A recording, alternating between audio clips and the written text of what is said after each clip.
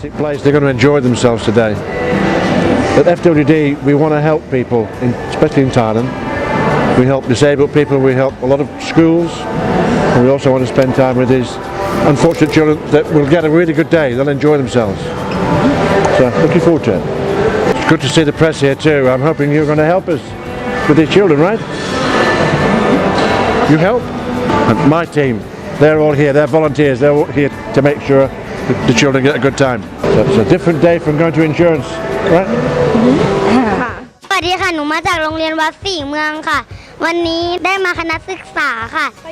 มาที่สยามพารากอนค่ะแล้วข้างในนี้สนุกมากมีเพื่อนๆหลายคนได้ยิ้มและมีทั้งปลามีทั้งปลาตัวใหญ่และมีท่านกรรมการและคุณครูที่ดีที่สุดค่ะตื่นเต้นค่ะดีใจที่ได้มาปลาตัวใหญ่มากค่ะสวัสดีนะครับผมคนนี้เป็นตัวแทนจากโรงเรียนวัดศรีเมืองนะครับวันนี้ครับวันนี้เด็กๆแล้วก็คุณครูเองก็รู้สึกตื่นเต้นนะครับเพราะว่านานพอสมควรแล้วที่เราไม่เจอประสบการณ์ดีๆแบบนี้ครับเด็กๆตื่นเต้นนะครับมากันแต่เช้าเลยแล้วก็อยากจะขอบคุณนะครับขอบคุณตัวแทนที่จัดกิจกรรมที่ดี